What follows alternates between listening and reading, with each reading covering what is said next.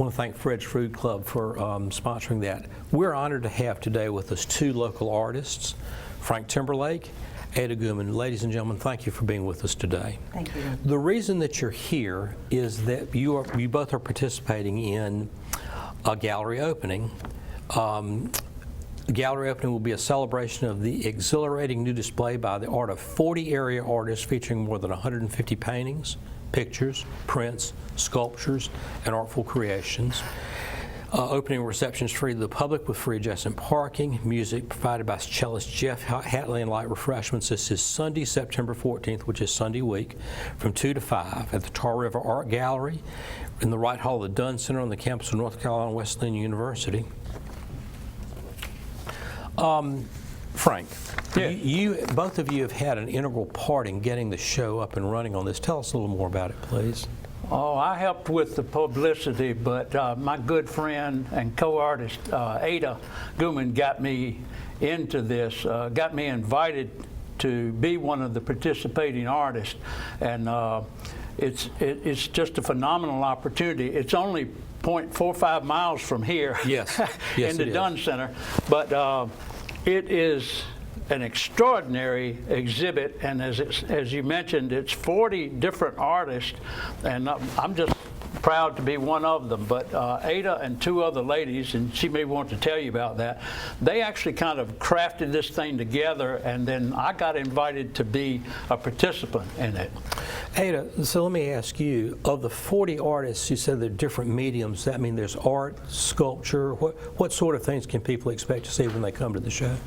Different types of art. So there's realist and abstract art. There's also mixed media art.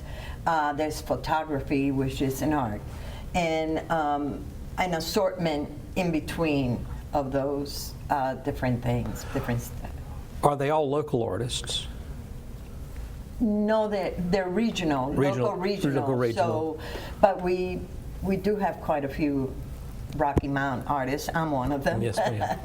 And it's a great opportunity because we don't really have that in Rocky Mountain, a place to show. So this is very exciting for us. Was it challenging determining which 40 were going to participate in the program? Well, I didn't do that work. That work was left up to Jan Sullivan Voss, who is the curator. Okay. But I believe she did have a bit of, we had a lot more artists come and want to participate than we had room for. And it's sectioned out, so there was only 5 pieces per person, just to give everybody a chance to show. I want to come back and ask you from an artist's perspective later, but from an artist's perspective, in a situation like that, how do you go about choosing the pieces that you want to put in a show like that? I can imagine there could be some challenges with that. For the folks that attend the show, will any of the pieces there be for sale? I think they're all for sale. But of course, the point of a gallery is to absorb the art, to enjoy it, and if you want to purchase, it's always great to purchase from living artists and artists that are local. The dead ones really don't need the cash, but but it's a good way to just show and let people know who the artists are in your local community, really.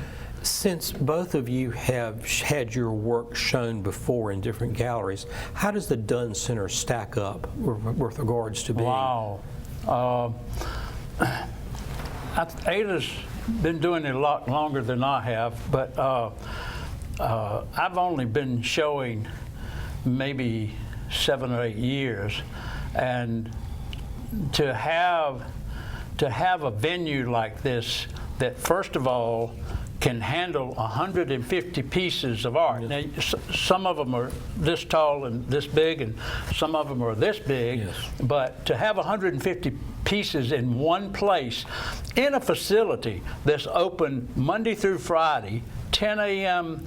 to 5 p.m., 7 hours a day, that's a pure treat for us. I'm from Zebulon. I live out in the country, but I've been waiting for ZDAC, Zebulon Downtown Arts Council, to have a facility for 8 years.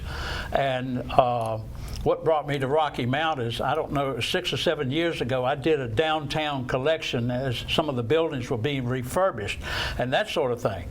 But the problem, as Ada alluded to, there was anywhere in this region that you could conceive of getting 25 pieces, much less 150. Mm-hmm. So this Wesleyan and the Dunn Center has just opened up a magnificent venue for the people, not just the Rocky Mount, but of the region. Yes. Ada, was there any other place that was considered besides the Dunn Center to have this program? Well, it's not easy to find space to show, galleries that are willing just to show community work. Mm-hmm. So there was some development in looking at downtown Rocky Mount, seeing if there was a space available, but quite honestly, that didn't seem to work.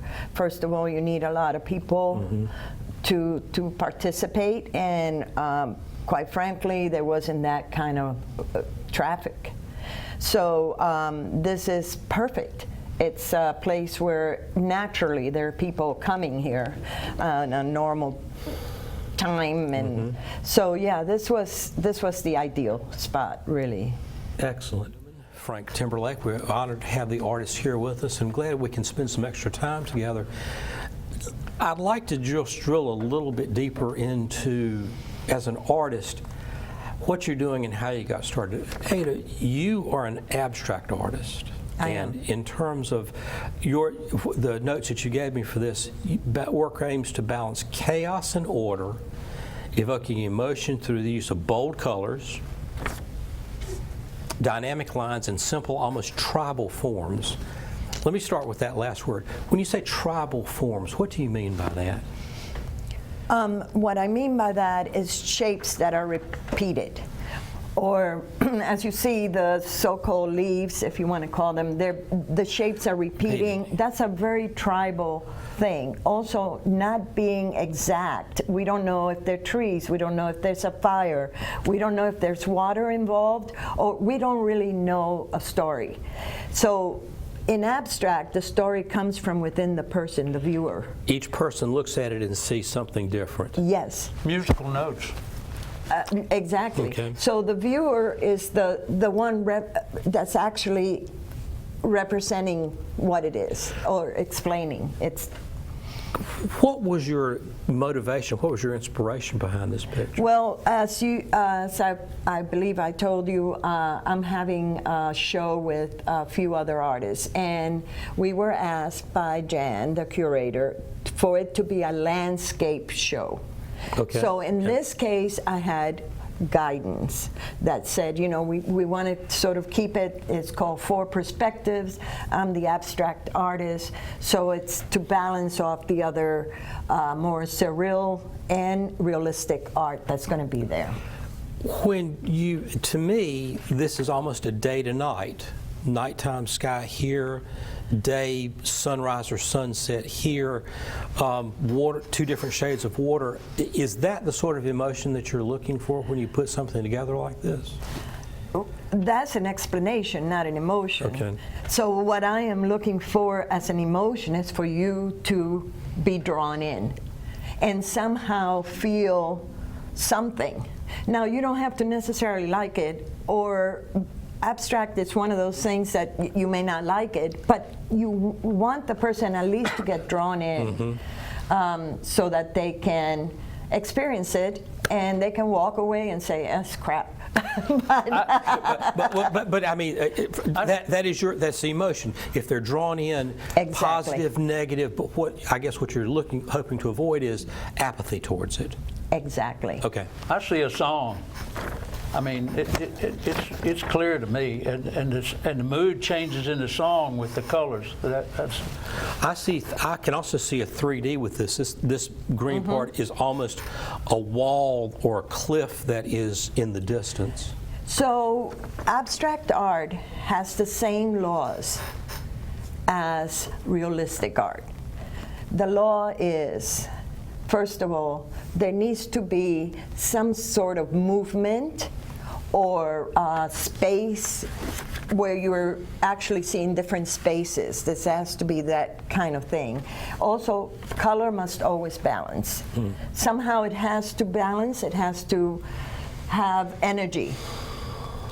And so even though realistic art, you know, you identify this is what it is. This is a boat. I see a boat, and that's already giving you that information. You still need the perspective, you still need the balance, you still need the interest. And abstract, those rules still apply.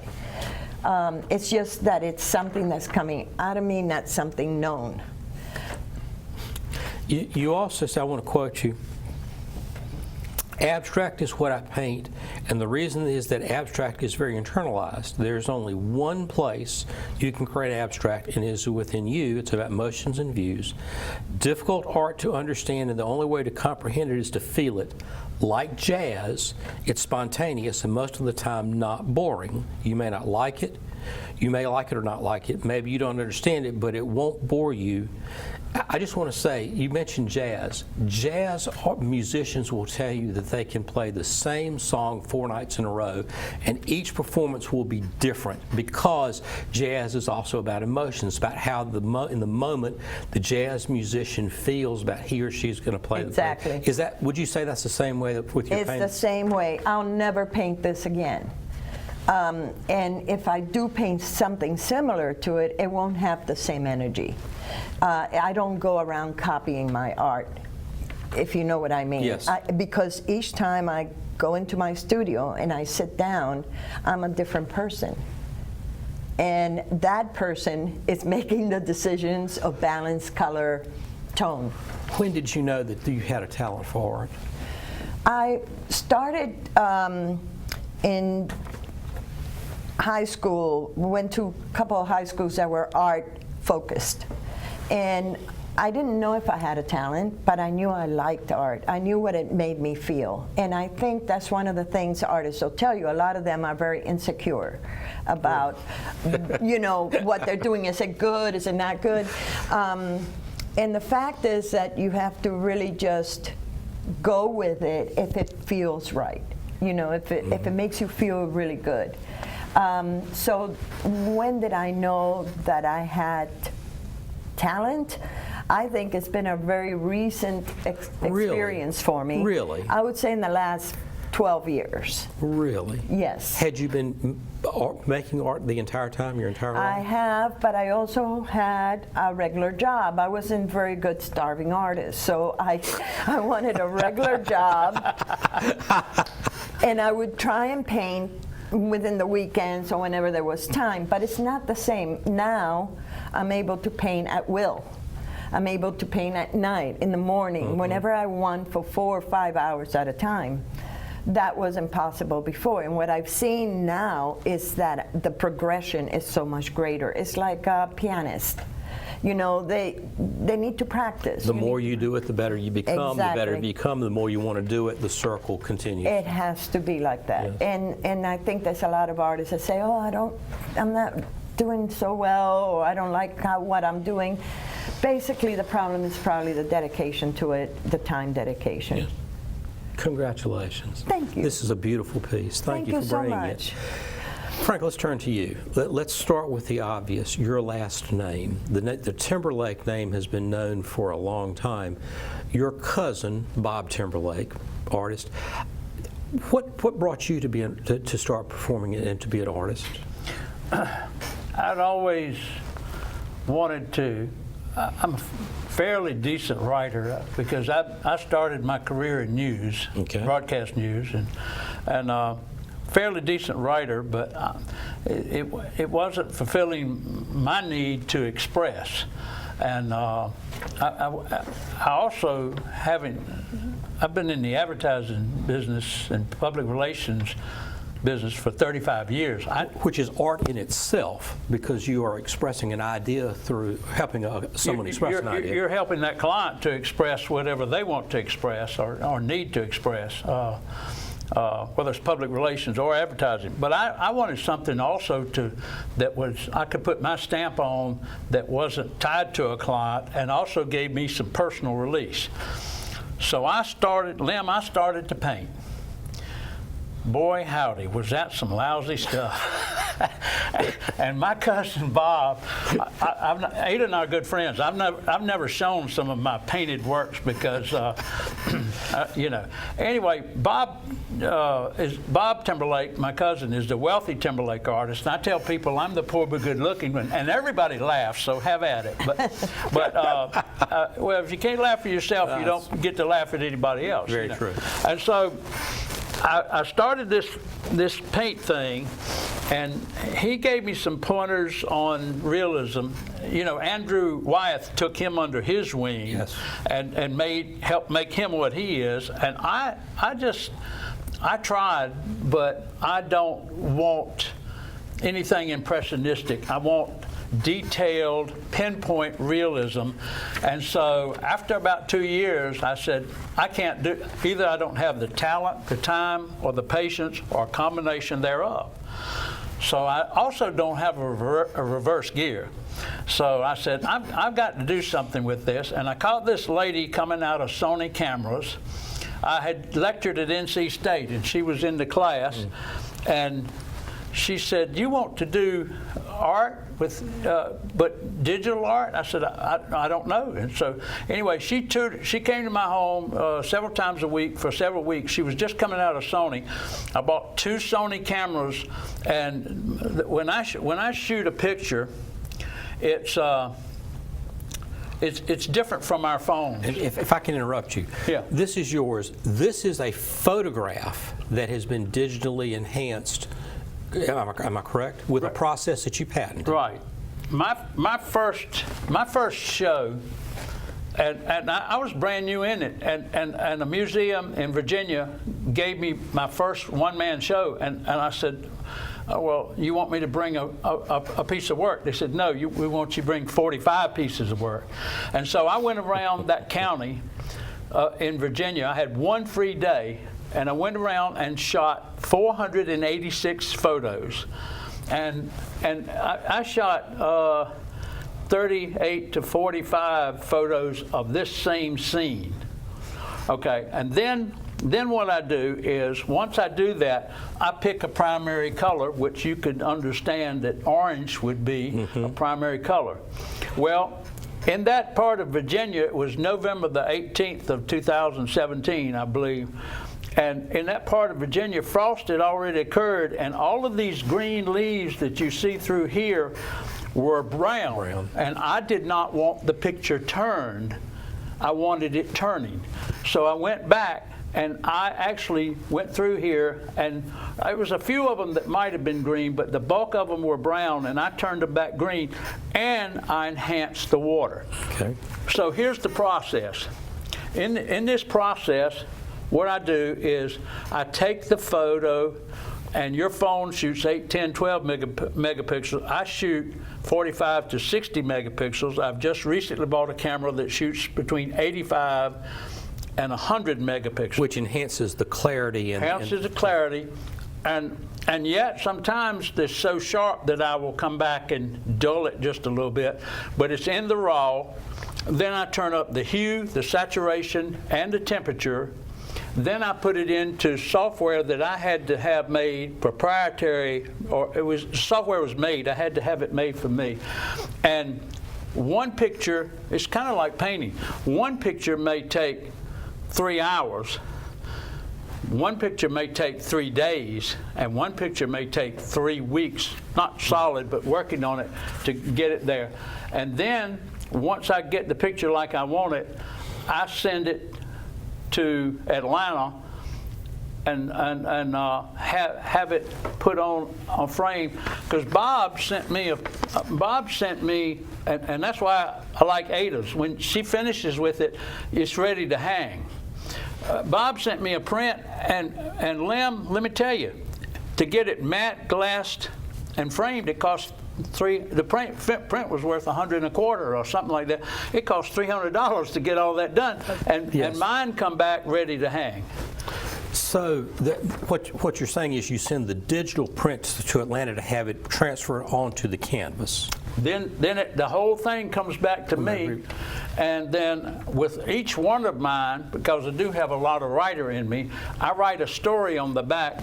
I number it, I sign it, and then on the back I put a little story about where this took place, what was happening, something to give that person, and again put the number of the print on there. And let me be clear, the process that you use to take your digital photo, enhanced digital photo, and transfer it to the canvas, that is what you patented. That Faux art. Faux art, yes. P-H-O-A-R-T. Congratulations on that, Bob. Yeah, That yeah. is, Frank, that's fantastic.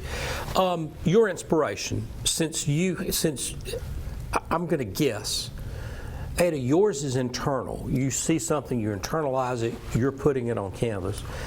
Frank, would it be correct to say yours is more external? You are looking at something that is external, taking a picture and then enhancing it from what you would like to see from the photo that you've taken.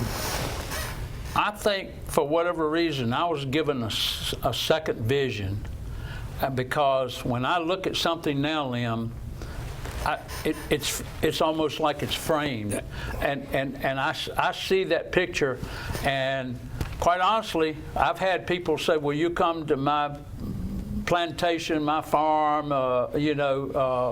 This park has a waterfall," and if I don't see it in that frame, I'm not interested in doing it and being inspired. Mm-hmm. Interesting. What inspires you then? We don't have enough show. No, I'm serious. So let me rephrase it then. From the standpoint of doing art, are you constantly looking for something that you say that would be something that I would like to transform into an artwork like this, or does it just come to you? You say that's it. Well, like this, I was looking for specific things, and going down the road, a rural road in central Mecklenburg County, Virginia, because they had given me that show, and I just saw this out of the corner of my eye. Did a bat turn, my wife screamed, and I did a 1-point turn in the road, and I went back, and she said, "What are you doing?" I said, "Don't talk to me. Don't talk to me." I said, I've seen it.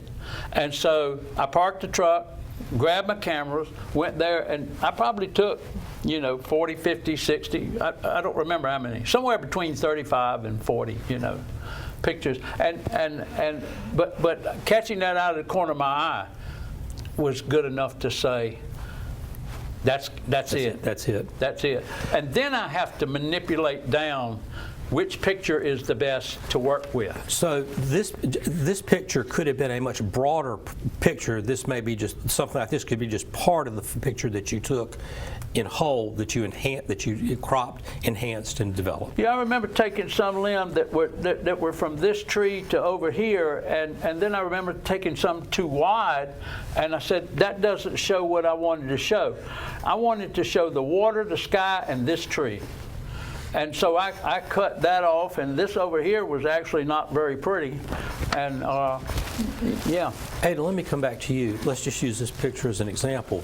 When you, if I don't use the right word, correct me, when you imagine this, when you saw this in your mind, did you see it this size? Did you see it with the boundaries here, this number of leaves or trees or whatever? No. I didn't see anything. Didn't see anything.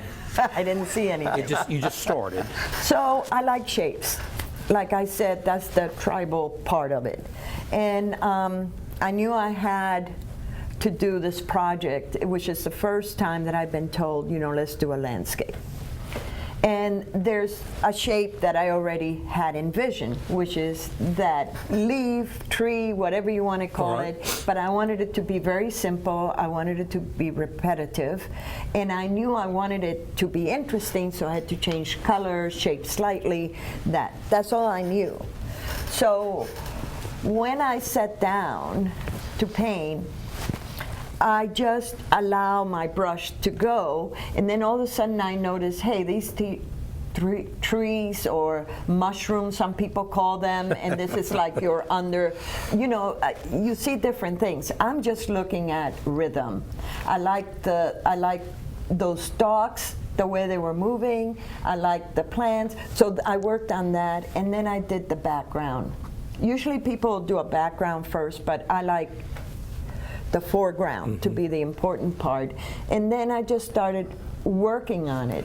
And this was a very easy piece to develop. There are pieces that sit there and you go, oh my goodness, what am I going to do? Let me tell you, from a non-artist standpoint, there's nothing easy about it. Looking at it.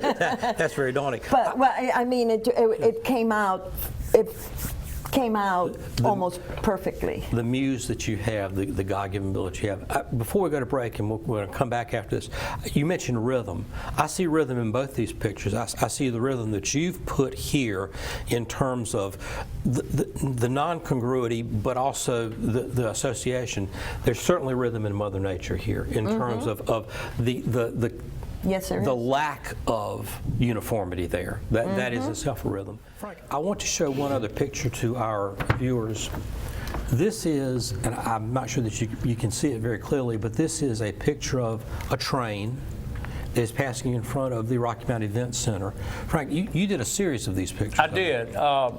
That's how I got so enamored with Rocky Mount. Is a friend of mine, Steve Cedarberg, invited me to come and look at downtown with a different set of eyes. I have 4 of these Rocky Mount prints that will be on display for 4 months over here at the Dunn Center. Okay. And 'cause Rocky Mount to me is. I see the value. I get it, you know. What's nice about this picture to me is that it ties the past to the present. Rocky Mountain's transportation Exactly. and train history to the event center, which And is the event center, yeah, Yes, right the there. old and the new.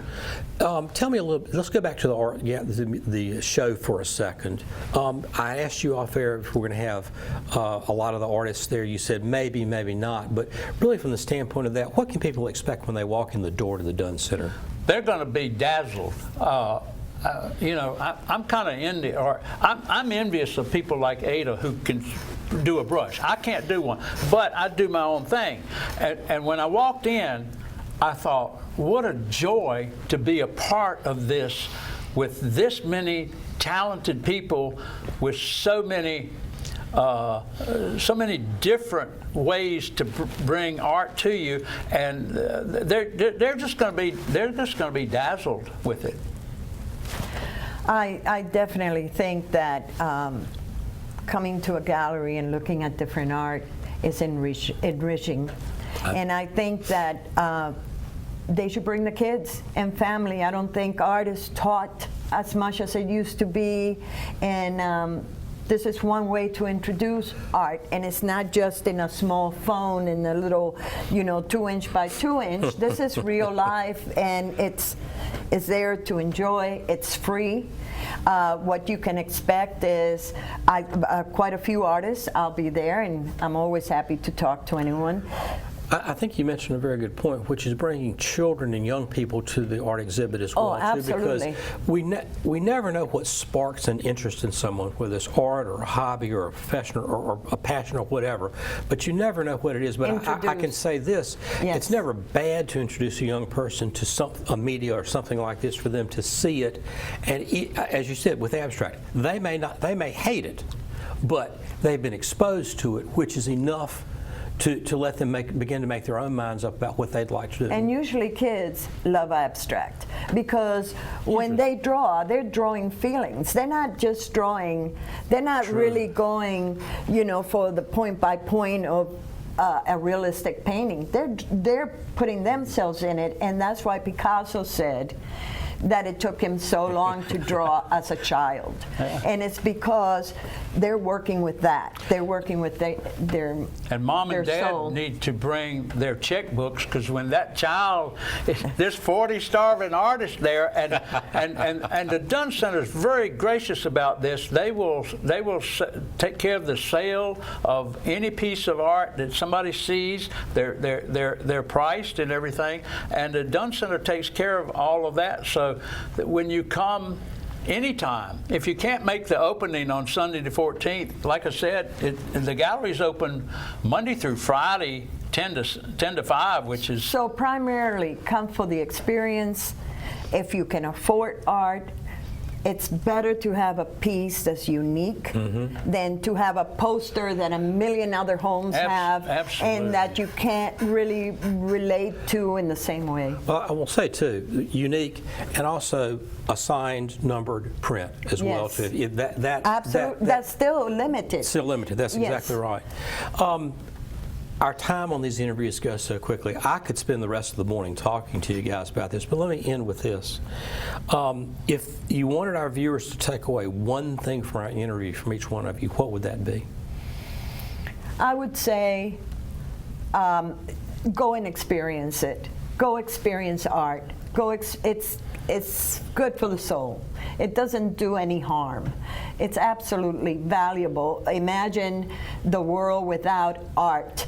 I mean, even if you are a kid and you're looking at YouTube, there wouldn't be any visuals. It would be just voices or a dark screen. So the thing to remember is that art is an everyday in our lives, so we might as well choose the art we like, and we might as well choose it and enjoy it. I also, if I may, Please. wanted to thank Sheila Martin, the executive director at Dunn, Oh, yeah. for Yes. being so generous to allow the community, because these are people from the community, the artists, to allow this to happen. And Jan Sullivan Vaults for the art curator for being enthusiastic about showing. So take your phone, turn it off, and come and see what these 40 artists have put on the walls of the Tar River Art Gallery in the Dunn Center. That experience can't be duplicated. It can't be bought. This is something free that's offered in the community. And it will be unique to every person that walks in. The experience will be unique to every person that walks in. Absolutely. and Jeff, In fact, that's really a good idea. Maybe that's exactly what the Yeah. that's exactly what the artist museum Oh, ought to do. good. There's some of our Beautiful. you know, we also have to consider Jeff Hatley, wonderful celloist, will be playing. Yes. There's also free, food, light snacks Light available. So it's there's conversation, there's music, there's art, and what else can you ask Sunday, for? September 14th, Yes. from 2 to 5, is an event for all area Rocky Mount people to come and see. And beyond. I mean, come Absolutely. visit. Ada Goodman, Thank you. Frank Timberlake. Thank you both for being here. Thank you for having us. Beautiful, beautiful artwork. Thank you for coming and sharing with us. Thank you so much. Please come back again. I really would like to talk more about the inspiration and just how you see things from an artist's eye in everyday life. The things that many of us see but don't perceive as art, you look at from a different perspective and say that is something that I can turn into a work of art that hopefully people will appreciate. Thank you very much. Thank you. Thank you. Folks, that's all the time we have for the live morning show this morning. I want to thank you for joining us. We will be back tomorrow at 7 o'clock to 9. Thank you very much for joining us. Have a great day, folks, and be careful out there.